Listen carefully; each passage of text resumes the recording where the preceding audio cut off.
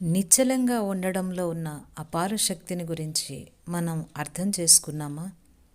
యెషయా గ్రంథం 52వ అధ్యాయం 12వ వచనం, మీరు త్వరపడి బయలుదేరరు, పారిపోవు రీతిగా వెళ్ళరు.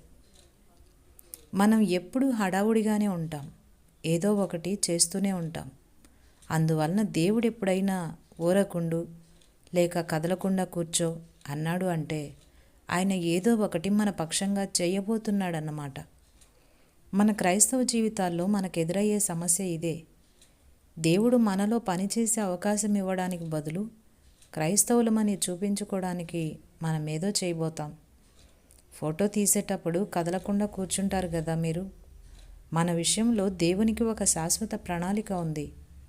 మనల్ని తన కుమారుని సారూప్యంలోకి మార్చాలని. ఇది జరగాలంటే మనకై మనం ఏమీ చేయకూడదు.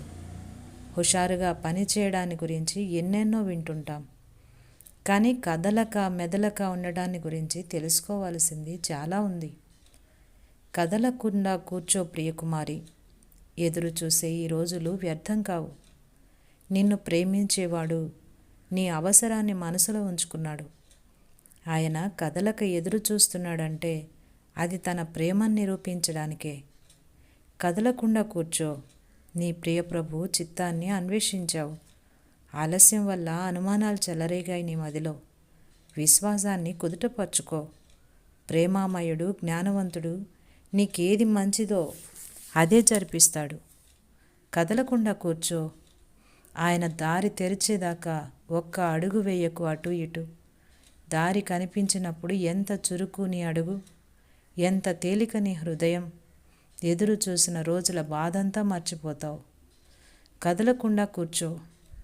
ఆయన కోసం ఏ పని సాధించనున్నావో అది కష్టమే. విలువైనది ఎప్పుడు అమూల్యమే. నిజమే, కానీ ఉంది నీకు ఆయన కృప. కఠినమైనవన్నీ అతి మధురమవుతాయి నీకోసం.